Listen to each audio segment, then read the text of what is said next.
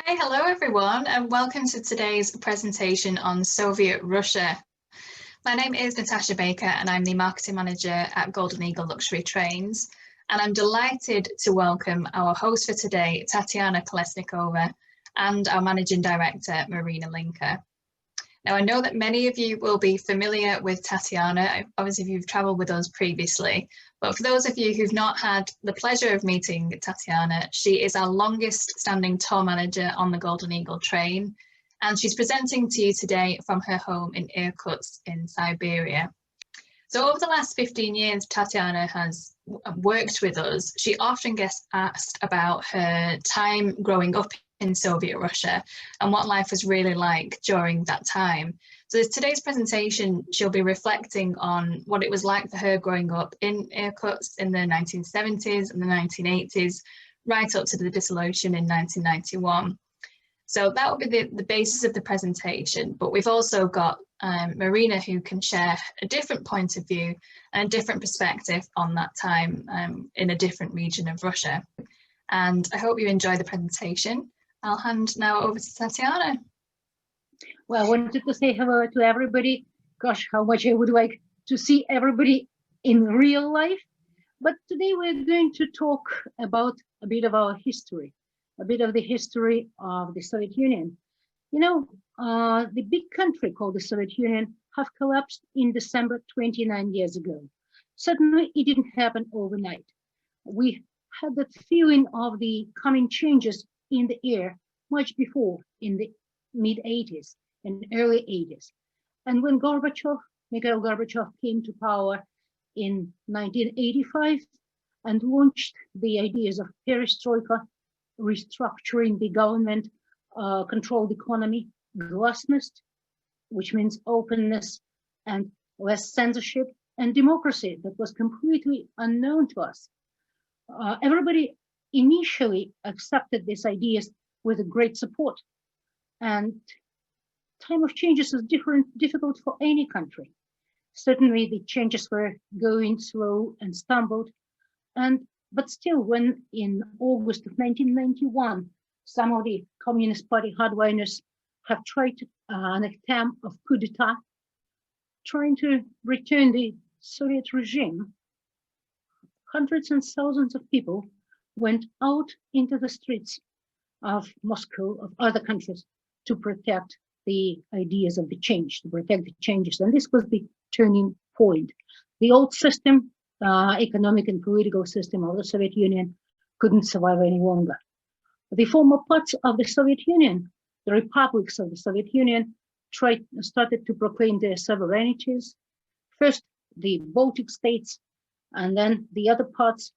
The Accords of Belavezha were signed in December 1991, and that ended the Soviet Union as a state. The new entity, the Commonwealth of Independent States, was formed, and Gorbachev, being the first president of the Soviet Union, resigned on the 25th of December 1991. And the new Russia moved the new way, moved to the market economy in full gear. And at that time, in the 1990s, when the Soviet Union collapsed, we had a very clear attitude to our Soviet period. We called it stagnation period. Very often, we used the word Savok, meaning everything Soviet, with a very, very negative connotation. People were tired of the Soviet reality. They were disgusted with corruption and hypocrisy of the society, of our authorities, talking about lies. Communists and supporters of the old regime were equal to Nazis for these young guys over here. But nowadays, it becomes more and more customary to feel nostalgic about the big, strong country that everybody feared and respected, the big, strong country that provided to its people everything. And it's very interesting to look at how all these nostalgia appeared. On this presentation, I have found quite a lot of posters from our Soviet period, which depict the image of the Soviet Union Those posters are all in Russian.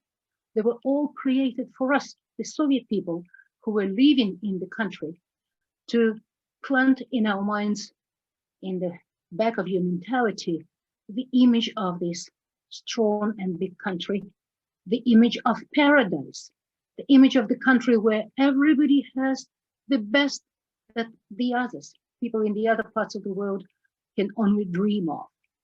And quite a lot of people really believe that, because we didn't have much opportunity to see anything else. And we were always told that we are building just and classless society. Well, how just and classless that was, we will talk about that a little bit later. But we were going towards communism. You probably call the Soviet Union a communist country. We never did. Communism is a bright future when finally everybody will be having everything they want and give back as much of their labor as they can. Meanwhile, we are living in a so-called mature or developed socialism, just an ideological term that was invented to describe our life. But again, everybody believed that the Soviet Union is a superpower. We have a lot of weapons. We're a strong country. Everybody fears us. That means everybody respects us. We always confuse fear and respect, and somehow in this country. And actually, this was one of the major things that people missed when the situation changed with perestroika. And Soviet Union proclaimed constant fight for peace and supported all the liberation movements.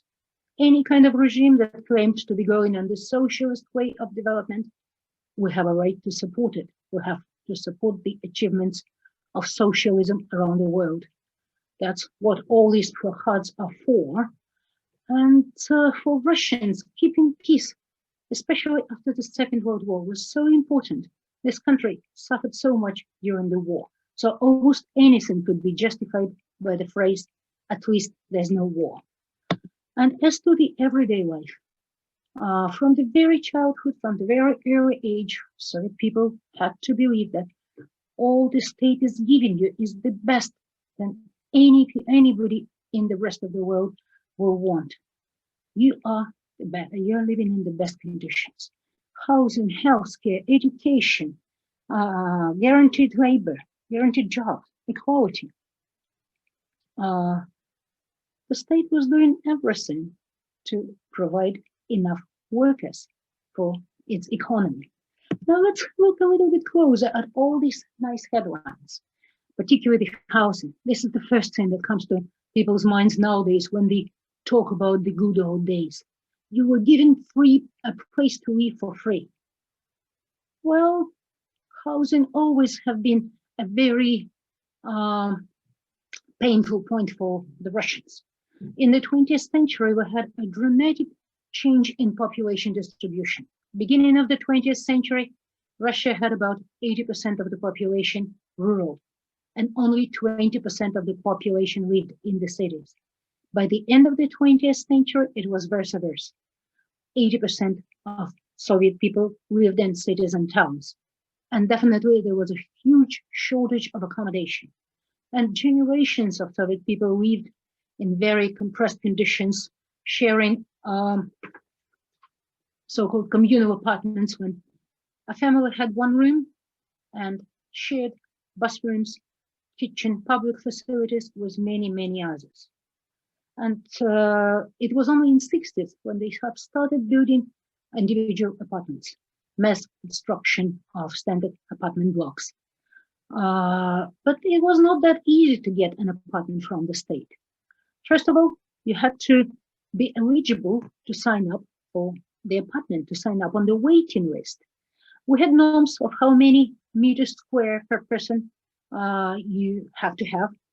And so it was 9 meters square per person. Say a family of 4 is living in a 1-room or 2-room apartment with just 2 rooms and a little kitchen. And the total area of the apartment is 40 meters square or 37 meters square, 400 feet square, for example. you have enough space for everybody. You cannot even sign up on your waiting list, live as you are. And even if you got on the waiting list, how long the waiting time will be? It could vary from 3-5 years to 10-15 years. In average, it was around 7-8 years minimum. And where do you live meanwhile? This is your own problem. This is a picture of a typical Soviet family, all sharing one apartment. The grandparents, the children, the grandchildren, all living together. In our apartments, there was no bedroom and living room. Every room became a bedroom as soon as the night came. Hiring an apartment from somebody was not very common. First of all, very few people had an extra apartment to rent. And secondly, often people were afraid to rent it out openly because if the state will know about it, the apartment could be taken from you. You were not given an apartment to own. You were only given it to live in it. You were only renting it from the state. Nothing belonged to you. There were almost no alternative ways of providing a separate place to live for yourself, for your family. A lot of young people lived in hostels and dormitories, even when they got married. Getting a piece of land to build your private house was practically impossible in the cities and towns. And the only alternative was the so-called cooperative apartment construction, a bit like a mortgage. In a period of 20 years, you paid the whole price of the apartment without the high interest rate as the banks charge now, but you still did not own it properly. You only owned the money you paid, but you couldn't do anything with that place, with that apartment. So it's a bit different from nowadays. A lot of young people now, when they look deeper into this, they don't think it's that great anymore because you still have to wait and you would not get anything for nothing. We used to say in our Soviet past, nothing is so expensive as something coming for free. We definitely had a free education, and we always were told that we have the best, free healthcare. And we always were told that we have the best healthcare and education than any other country in the world. And yes, the Soviet system did have quite a lot of positive moments. We had clinics and doctors available everywhere, even in the remote places. And even aviation medical service was affordable for the state at that time, and rest homes and resorts. But again, you have to remember the state needed everybody, every member of the society to work. So you have to take care of your people so they can be good workers. And again, there were very few alternatives to the state-suggested pattern. You were assigned to certain territorial clinic. And if you did not like the service there, if you didn't like the doctors there, to get to the good doctor, you only need to find some connections or bring presents. There was no pay clinics where you could apply. There was no other choice, other clinic where you could go just on your own. And definitely in Moscow, in some cities, there existed clinics and medical centers with modern technologies. But for the vast majority of people in rural areas and provincial towns, a lot of modern technologies and modern medication, especially medication made in the West, for example, was totally unavailable. And one other thing that I do want to mention, that the state, the government was used, a so-called punitive psychiatry, which was used for treating political dissidents. The Soviet authorities decided that only people who are mentally sick could be disagreeing with the Soviet ways of life, with the Soviet mentality. So they have created a special term, the slow progressive schizophrenia, with the symptoms of truth-seeking and striving for reforms. And people, it was used against a lot of people like writers, dissidents, human rights defenders, musicians. I should name such people as Natalia Gorbanevskaya, Zhoras Medvedev, Joseph Brodsky, Peter Grigorenko. Their activities as writers or public figures were considered illegal because they were going against the regime. So they should be treated. They should be taken to the hospitals, psychiatric hospitals, and treated with heavy drugs. And education, definitely we had free education, and we always boasted that it was the best. It's very hard to compare the quality of education in different countries, you know. And if you wanted to learn, you could learn, and it was good education with good possibility to study.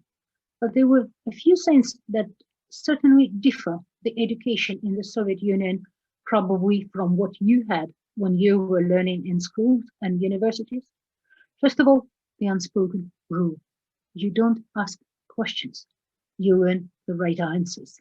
The teacher is just conveying you the knowledge, and you have to learn and repeat it. You don't interrogate. There are questions you should not be discussing. There are topics you should not raise. You will only embarrass the teacher and won't be able to get the right answers.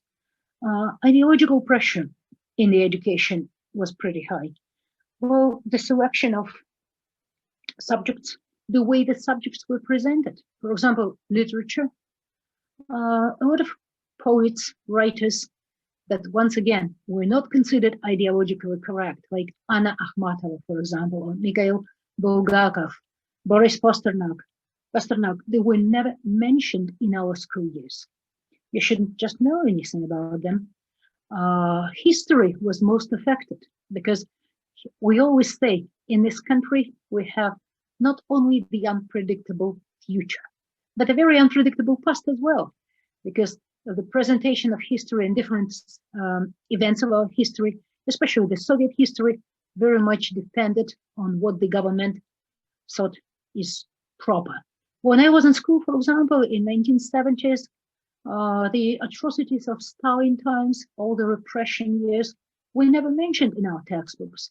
This is something that the government decided to silence up. Also, we had these political organizations that everybody joined as part of the pattern from the very young age. 7 years old, you go to school, you join the Little Octoberists, or Kids of the October Revolution. You grow older, 9 years old, you join the Young Pioneers, and then at 14, you join Komsomol or the Young Communist League. Well, to be honest, in my time, we did not really perceive it as political organizations. It was more like clubs for extracurricular activities. But again, from the very, very start, they tried to educate ideologically the young kids. And the main idea was the collective interest always prevails the interest of the individual. So sticking out, showing your individual qualities was not promoted at all. And yes, we did not have to pay for our higher education with money. But after graduation, every student had to work for 3 years where the state will send you as a payback. And very often, for the state, it was very beneficial. You could get teachers, doctors, engineers, specialists in different areas where nobody wanted to go on their own. In some ways, it was beneficial for the students as well, because they didn't need to worry about the jobs, but gave you absolutely no options, gave you absolutely no alternatives. And young people in my time were going into some dramatic effort to avoid this forced employment, going for what was more interesting for them. There was no unemployment in the Soviet Union. Such word as unemployment did not exist in us. Our constitution said that everybody is guaranteed a job. And at the same time, nobody was going to lose their jobs if you got it. It's pretty difficult even if you're a bad worker, even if you have some workers who are drinking, who are missing their job, you had to educate and treat them. This is why all the staffing lists on all the Soviet enterprises were quite loose, and the enterprises hired a lot more people than they really needed. And we used to say that we are working not for profit, but for providing everybody with the jobs and the salaries. The salary was fixed, so there was no incentive for the young people. If you're a young teacher or a young engineer, your salary will be exactly the same as all the other young engineers of the same work experience all around the country, no matter how hard you try, unless you're very, very, really extremely bright. So there was no incentive. Just being there, just being present in the office during the working hours. This is a very typical cartoon of the Soviet times. All these ladies sitting there, knitting and doing nothing, but they seem to be at work. That caused a very low productivity. We used to say, we pretend to be working and they pretend to be paying us. But at the same time, work is not only your right, but also an obligation. Everybody has to work. And once again, this was used against many people whose activities were not recognized by the state as socially useful. Again, writers, poets, musicians, dissidents. You consider yourself a poet? We don't consider that useful for our society. So you can be charged with the social parasitism. And this was a bad charge. You could be sent for forced work, forced labor, somewhere in the remote place. This was, I've mentioned only 3 names here, Brodsky, Goberman, and Bashvachov. But there were many, many, many more. Very often, the young musicians of that time were calling themselves the generation of sweepers and firekeepers, because they had to find some minor jobs to have some official, useful job, rather than what they pursued for their in their art. And at that time, it was very easy to keep everybody equal. Equality was considered the equality of living standards. You know, since the salary was, since the state decided how much it wants to pay you, the salaries were all kept more or less in average the same, something between 100, 150, 200 rubles, and very, very few got more than that. And these living standards were pretty much similar around everybody. I look at how the families of my friends lived. We all had pretty much same small apartments. We all were wearing the same stuff. Our parents were getting pretty much the same money. And also the expectations of the Soviet people were kept quite low. What was prosperity in the Soviet understanding? Having an apartment from the state, having an apartment of your own, where then the second thing on the list will be getting a dacha. What is a dacha? A plot of land outside of the city that was also given to you from the state. And you again had to sign up on the waiting list and wait for it, God knows how many times. And you will be able to grow there some of the vegetables and berries to provide for winter time, and build a little shed or a little house to escape from the crowded apartment in the summer. And the third probably on the list would be having a car. Then you're really wealthy. Car was a purchase of a lifetime. How you get one? There were no dealers. Again, the same way you sign up on the waiting list. By the way, all these waiting lists were also working in your enterprise where you work. So you're kind of bound to where you work.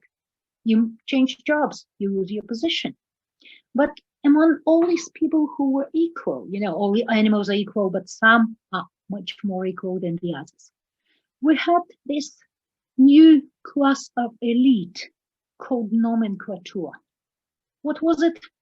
The high bureaucracy in party and administration, who's made their career by showing how loyal they are to the Soviet power.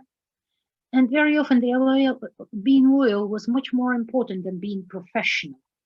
And if you get to that certain level of a certain position with the certain amount of available power, you become immune to the prosecutions. You failed in one field, you will be moved to another position. You failed as a mining director, you will become the director of a theater. Doesn't matter that you know nothing about the theater, but you were paid for your loyalty by much higher living standards. Nomenclature, these high-rank officials, could be called a separate class because they had their own resorts and their own stores, shops where which supplied them with much better foods than the average Russian people, better apartments, cars from the state, everything that was the symbol of prosperity in the Soviet times. And you know, because of that, for a lot of young people, joining the party was a way to make career. But it was a very difficult choice because very soon people realized for a lot of these nomenclature, for these high authorities, the ideas of socialism, the ideas of the ideology of communism meant nothing. In 80s, a lot of them were involved in big corruption cases. And what happened in our economy in that time? Well, we used to have the so-called planned economy. The Central Planning Committee was to plan everything, from every nail to every piece of paper, from every loaf of bread to the last piece of the last kilo of meat. But in reality, the spreadsheets with all this planning did not correspond very often. They did not take in consideration the constant changes in people's needs, territorial difference in territorial needs, and it resulted in shortages of almost everything. Consumer goods were not the priority in our production, and consumer goods and foods were in big shortage. And besides, sometimes we also had the so-called command economy, when the party authorities have told the economists, you have to correct the figures in your plans. They should look better than the figures of the West. And for production, for the economy, for all the enterprises, reporting and fulfilling the production quotas was the main thing. And overproducing was even more encouraged. So just imagine there's a factory or a plant or anything that works, and then as soon as they report that they have produced what is planned, they will be getting the bonuses. And if they produce more than it was planned, the bonuses will be even bigger. So over-reporting was a very, very common thing. Pretty much the same situation was in our agricultural fields, collective and state farms. People who work there, they were paid a salary. Their salary did not depend on how much they produce and how much of it will eventually reach the city people. They spent so much time working, they produced so much. Every year, hundreds and thousands of people from the cities were sent to the fields, to the collective and state farms, to help the farmers to harvest. A lot of manual labor, a lot of people picking up potatoes, beetroots, carrots, engineers and workers, students and professors, everybody. We all spent at least a month in the autumn, in September, working on the fields. Nobody was paid extra for that. It was instead of your general occupation. So all these people who worked on the fields, they were again not really interested in what was happening there. And even when the harvest was collected, from 25 to 40% of what was collected was very often lost in the storage.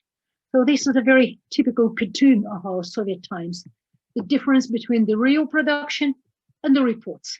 Because if you could not produce more, you could eventually report more. And a huge system of corruption was covering the whole country by the end of 80s and mid-80s.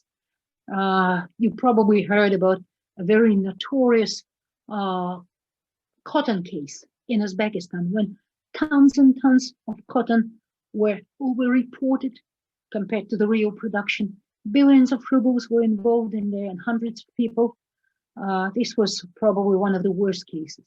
But in 1982, the Soviet power, the Soviet Union, have recognized that our agricultural production failed, and in 1982 they had to adopt a special food production program in the Soviet Union, acknowledging that we have trouble providing food to the people in the country.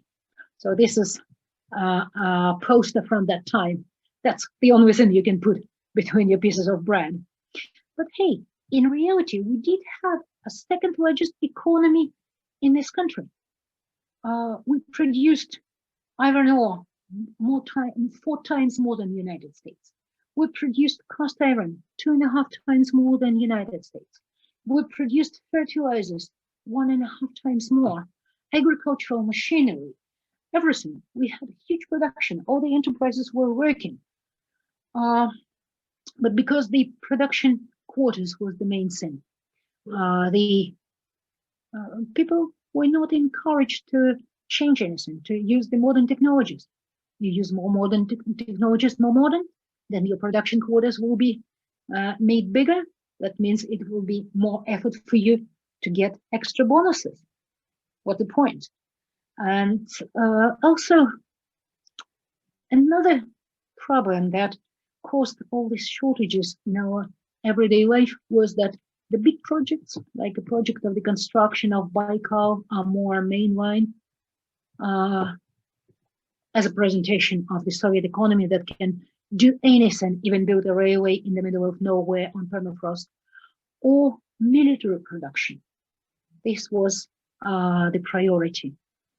You can see here the placards of the Soviet army protecting peace and socialism. See the flags of the Warsaw Pact countries. You can see another poster here talking about the friendship and cooperation with Afghanistan. The Russian economist Abel Aganbegan, Armenian, who was one of the leading economists of the 1980s, have mentioned in one of his reports that about 30–40% of all the people involved in industrial production in the Soviet Union were working for the military-oriented enterprises. And if you look at the production of the machinery, manufacturing of the machinery in 1980s, about 60% was military machinery, 30% were machine tools, and only 5–6% was left for the consumer goods. And besides, the economy was very wasteful.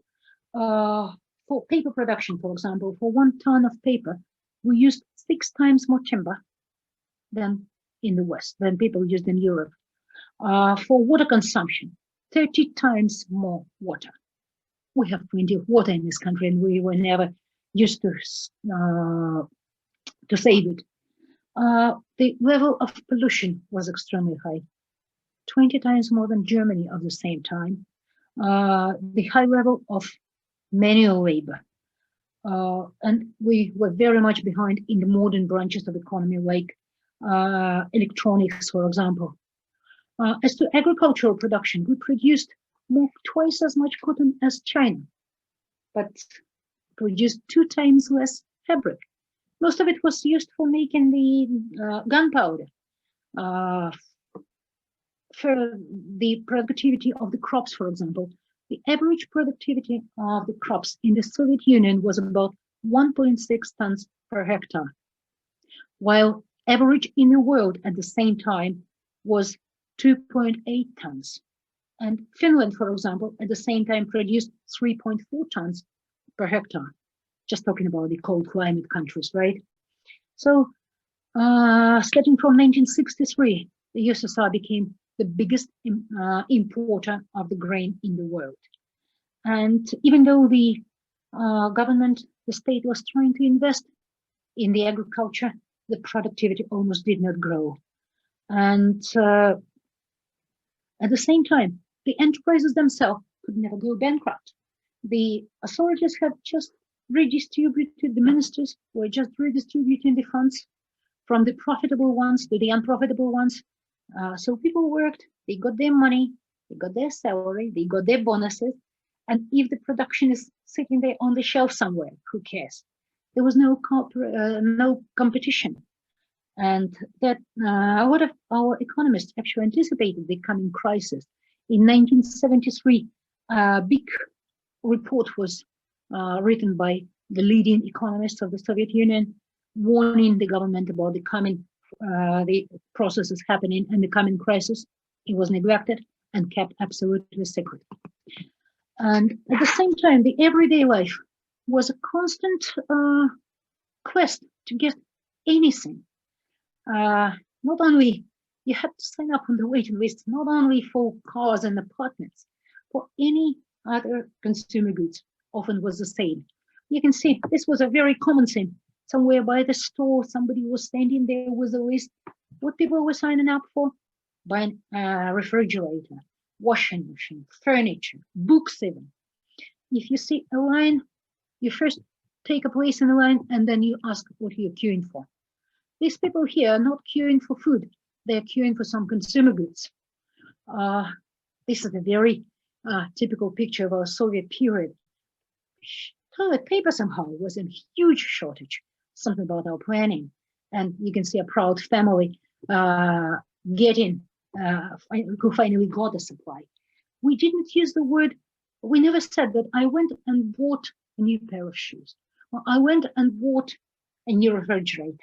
Very often we would use the word достать, достал, even a book or anything, which means you went into a serious effort to obtain what you wanted.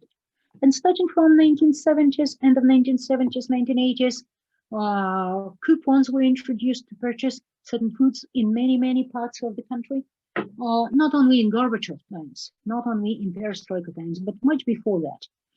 The one in the middle here, I remember very well because it comes from Irkutsk, dating back to 1983. And on this coupon, you were allowed to buy 300 grams of butter in one of the shops of your district of the city. It was for a month. And you couldn't buy any butter in the other shops without such coupons. We had another one for the beet. You could buy either one chicken or a kilo of meat with bones or 800 grams of kind of salami, bologna type sausage of quite low quality, I would say. I never liked it. And these crowds in the shops were common. Even with the coupons, you couldn't just come in and get it. We were joking at that time. We are on the way to communism, but nobody promised to feed you on the way. And because the shortages were so much, the underground economy flourished, the so-called black market economy. To obtain all the things that you wanted, everybody had to build a network of connections, knowing the right people, knowing the right places where you could get things that were not available in the stores, where you can get consumer goods brought from abroad, like the blue jean, for example. This was the most ridiculous thing. It was considered ideologically wrong, and definitely all the youngsters wanted it. To get some services, for example, like car repairs, for example, or apartment repairs. So almost everybody was involved. The black market was equivalent to almost 10% of the country's official GDP. And in late 70s, up to 20-30% of all the consumer goods were sold through the so-called black market economy. And at the same time, talking about the social life of the society, this was very much controlled and very much restrained. Too many rules and too many patterns to follow. But the main rule was you don't speak out and you don't share your real opinion. You have to be loyal, agree, and support everything the state and the Communist Party is doing. These four letters here means CPSU, the Communist Party of the Soviet Union. And you can see that everybody is just applauds and supports. We all support the decisions of the party congress. We all support it with our labor. You know, it actually did influence people's mentality, the mentality of the society greatly, because quite a number of people had to accept that mode of life, that mode of thinking. We were talking at that time about so-called Homo Sovieticus, a human being who thinks one thing, says another thing, and doing something else. Because that was a way of survival. People tried to avoid responsibility and initiative. People never shared their real opinion and only discussed the things with their close friends at the kitchens. And at the same time, the state and the Communist Party had the right to interfere into all spheres of your life, including the private life. Say, for example, a communist decides to divorce. This happens in normal human society. He could be summoned up to the party committee and be reprimanded. You shouldn't do that. I'm talking about all grown-ups, right? Not little kids.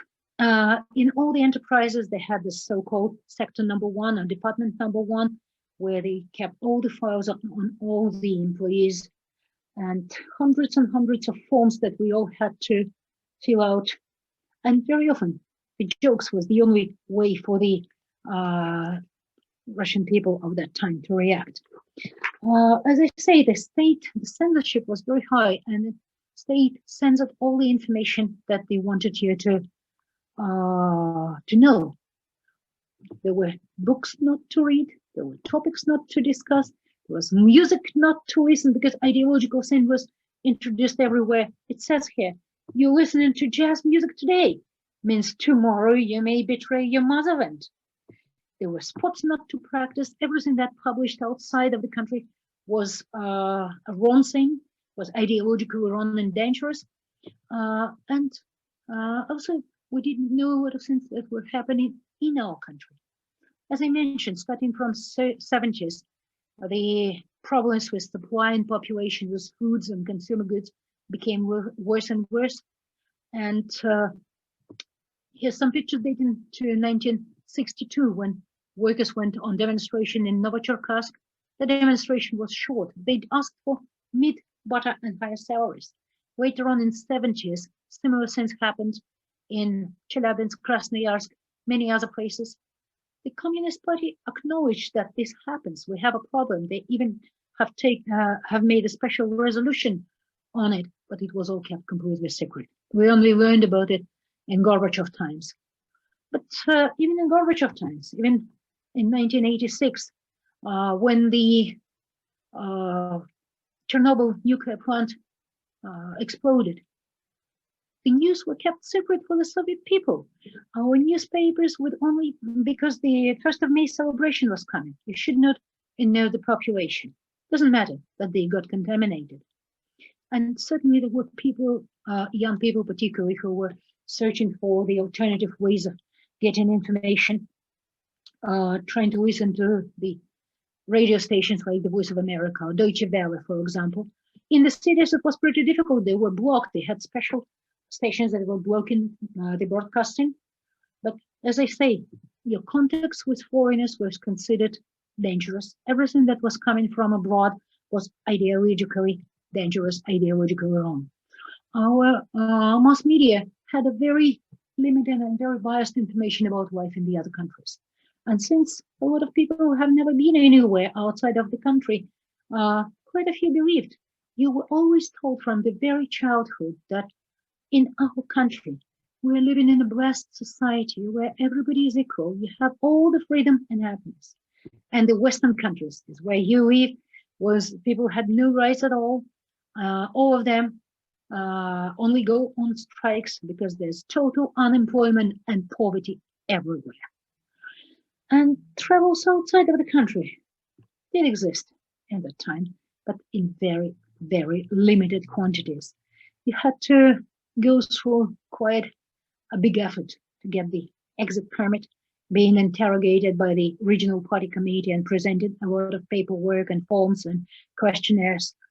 And even if you go, you will be under a very tight control. You could only travel as a group, visiting all the places that were connected with the presence of Lenin or any other revolutionaries was a must. You could not go on your own, and you had to be very careful about what you say when you come back.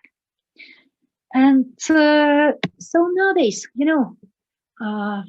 30 years, more than 30 years passed since the time the reforms have started in this country.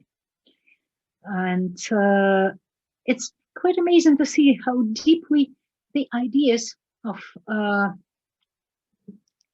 blessed and happy country were planted in our minds.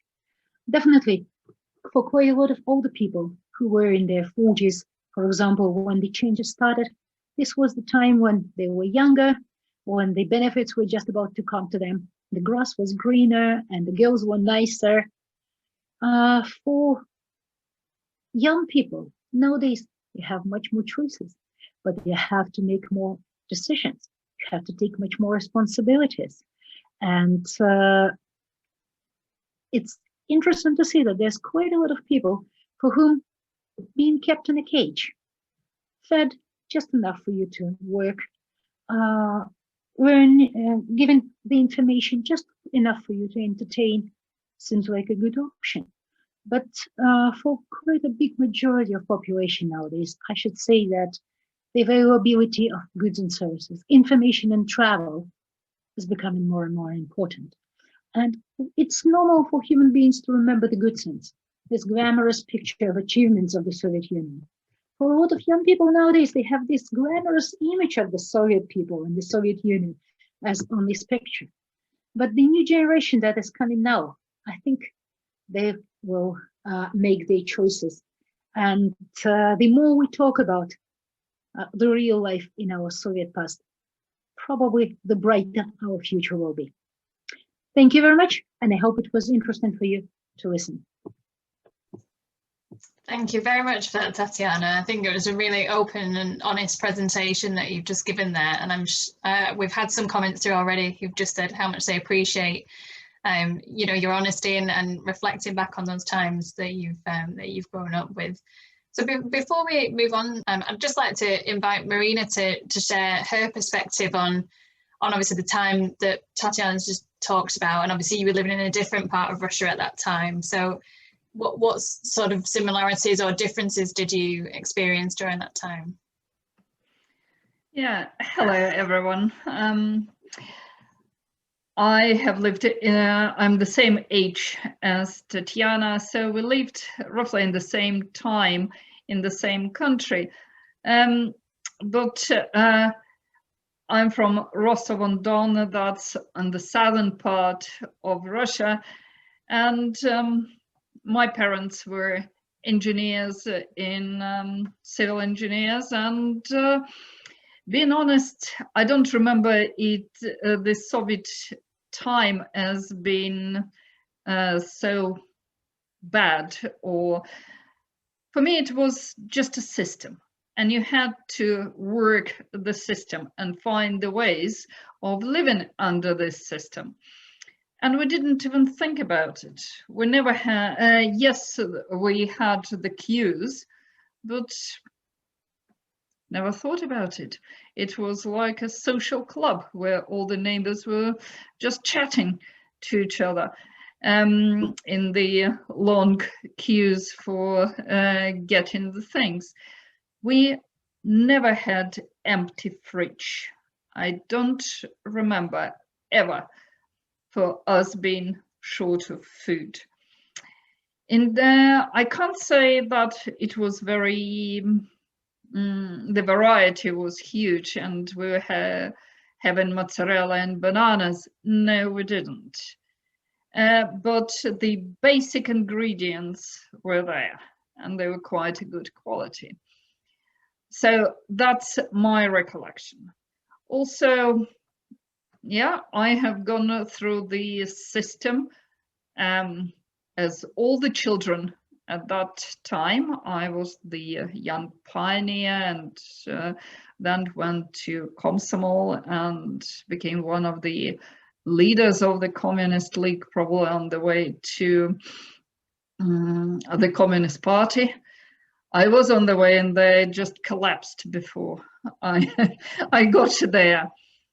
And actually, at that time, the role of the Communist Party was not just to punish, but also to protect people, and they had their own idea how to protect the people. And one of the small examples is one of my favorite authors.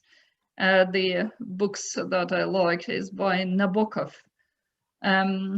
He is a Russian writer, and then he moved to US, wrote both in English and Russian.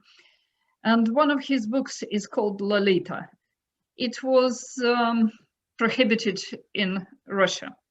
So when I read it for the first time, I was in my 30s, and I was shocked. The book was about the psychology of pedophile and how he abused the girl and what was his thoughts behind it. It is, from literature point of view, it's a masterpiece. It's beautiful. And the language he is using and how he is using, it's really, really fantastic. But if I'm on the Communist Party committee, and for me to decide if this book should go to the general public, my vote might be no at that time. At that time, it might be. So communists were not bad people. Certainly wasn't. Many people had their strong beliefs, but they didn't try to harm the others. And I agree with Tatiana on most of the points that she was making. I still remember that on application of my parents for the telephone line, I went to the telephone company trying to get it, trying to apply for the telephone. With the original application, I was in my 20s, and application was older than me.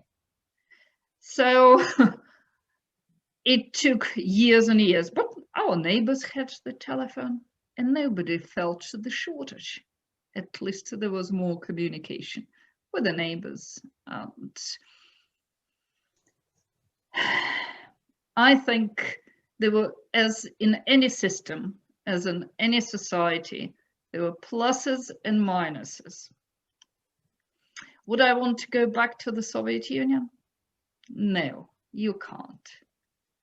But we should learn a bit from it, take the best points and correct the worst.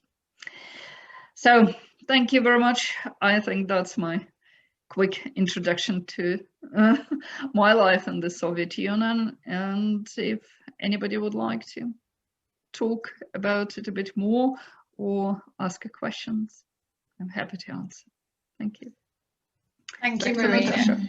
We've had some people commenting just actually how there are some similarities to their own countries and the governments in their own countries even now. So I think that's it just shows that it's still of relevance. A lot of what you talked about today, Tatiana. There is a question that's come through here from Robert Gottlieb, who's just asked, did the older generation that lived through the Stalin and Gulag era ever talk about it?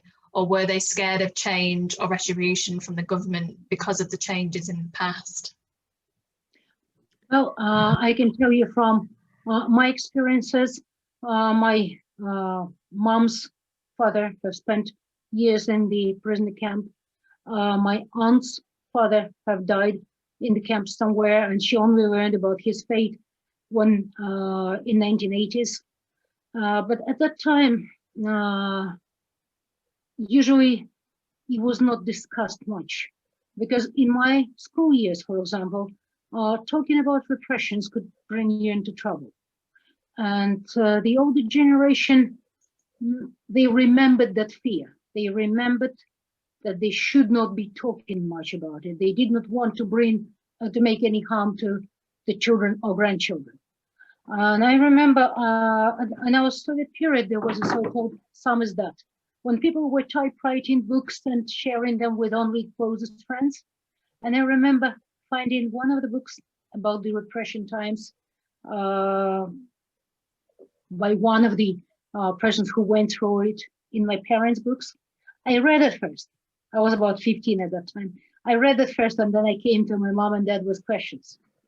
And then they explained that, yes, this was part of our history, but we could not really read anything about it in open sources. And in 1990s, in Gorbachev times, this was one of the biggest shocks for many people, for the society, really, when we have understood the volume, the size of the repressions, the number of people who were affected by those repressions. And that's when people started to talk. But the ones who went through it very often, they didn't want to talk about that much, at least in the Soviet period. In the times of perestroika, yes, this became an open subject. And a lot was written and a lot was brought back. And I think it's very important for the nation's mentality to acknowledge that's what was happening in the country. Fair enough. Marina, did you?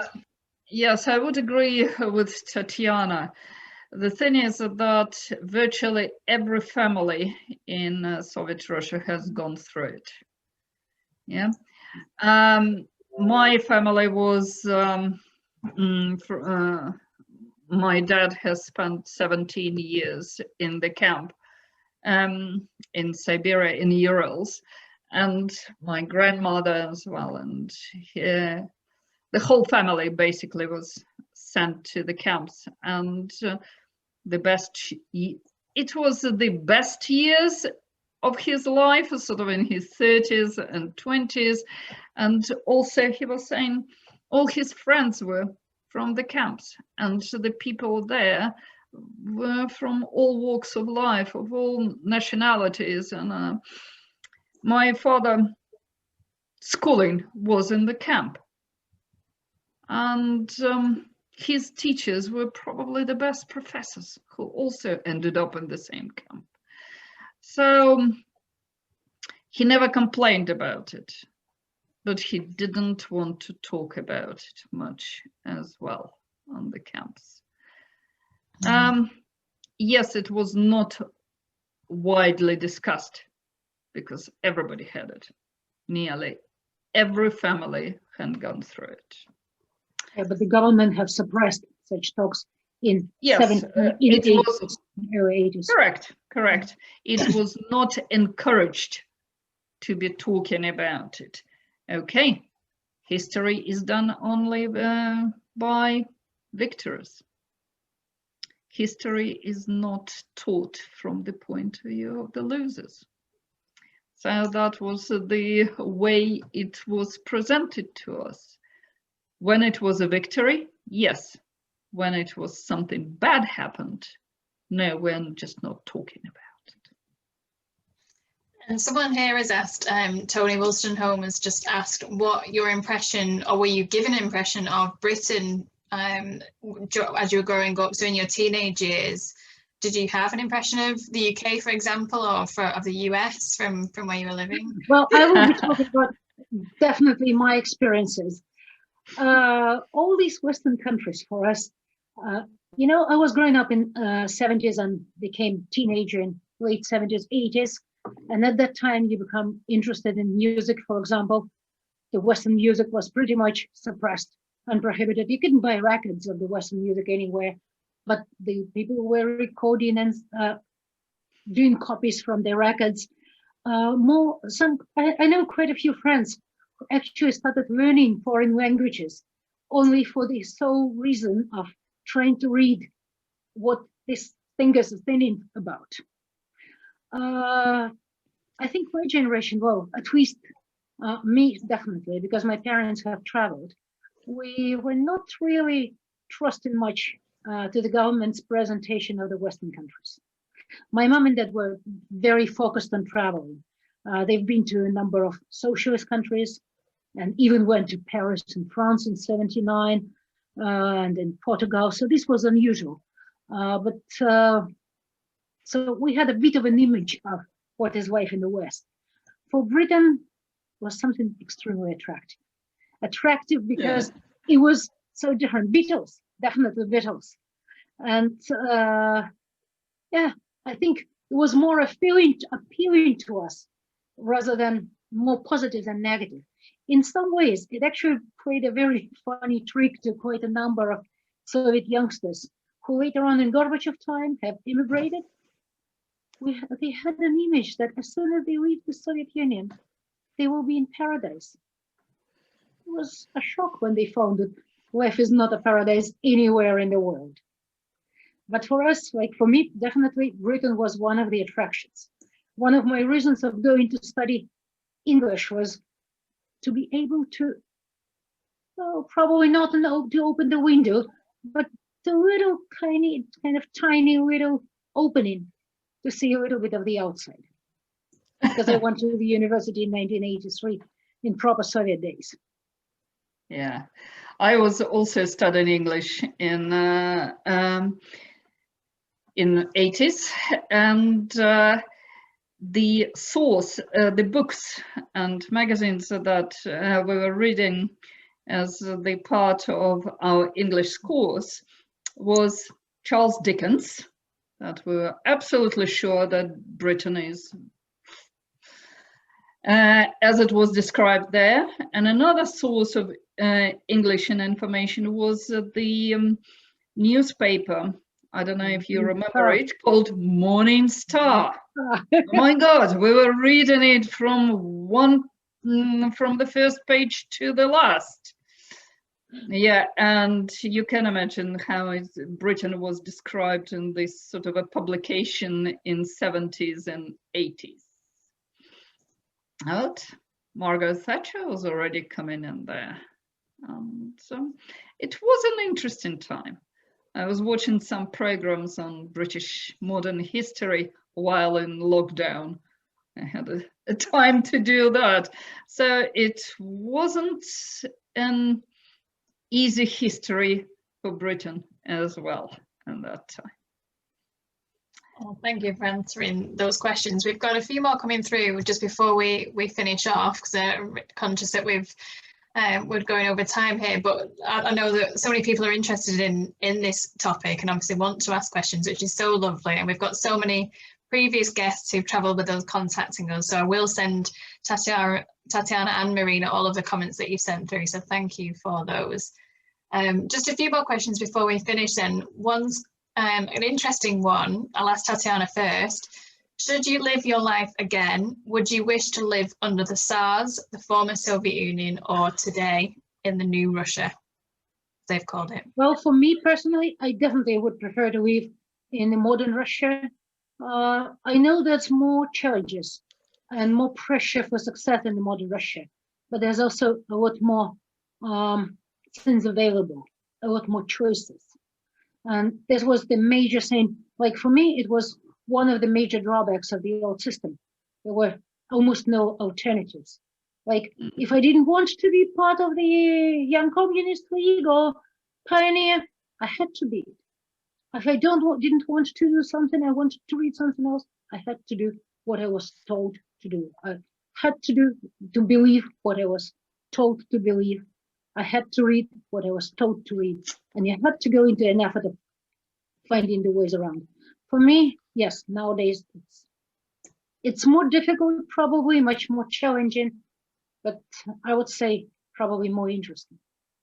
Political correctness, Tatiana. That's called our Western modern world word, political correctness. And that was in Soviet Union. It's probably the West has taken the policy from the Soviet Union. Probably did, but I would prefer to decide for myself what I'm reading and what I'm listening to, and not somebody else decide that I'm not grown up to read some books that they decide is not good for my mentality. And some of the information which is thrown on the youngsters here in the West now, I wish it would be withheld. The same in Russia.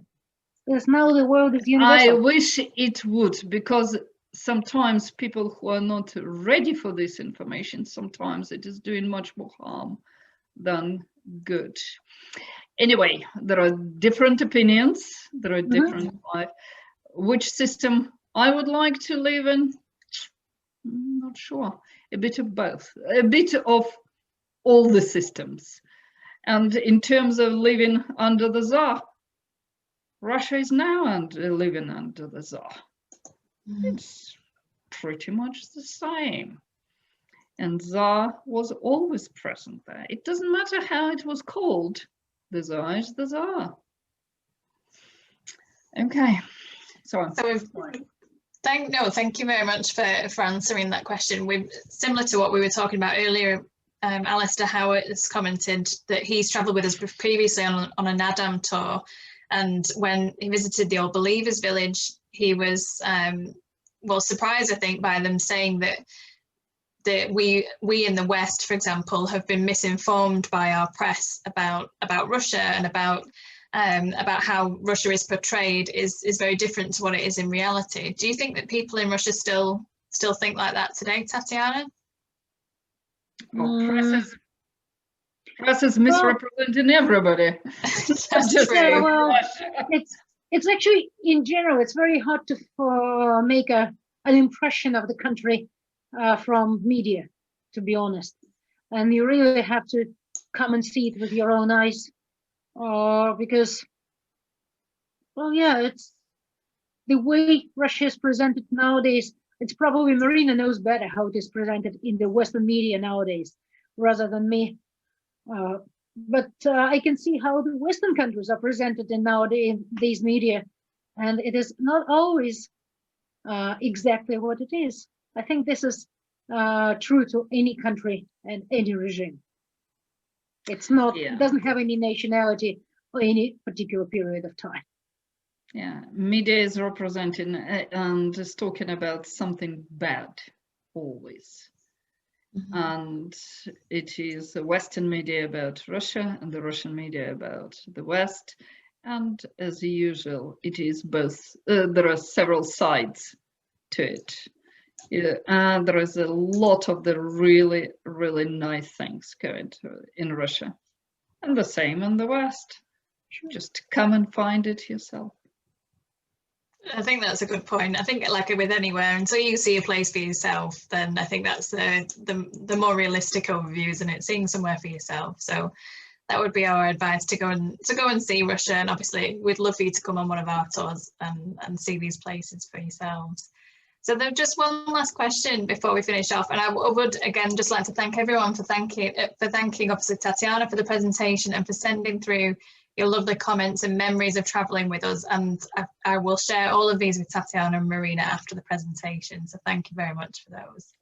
So, and if there are any questions that we haven't covered, we certainly would like to communicate further and answer those in writing, or would you just pick up the phone? We will be happy. Yeah, we'd just like to thank you all for your time, taking the time to join us today, and we obviously want to wish you a lovely holiday season, perhaps not exactly how we all imagined it, but we send you our best wishes from all of us here at Golden Eagle Luxury Trains, and we look forward to seeing you again in the new year.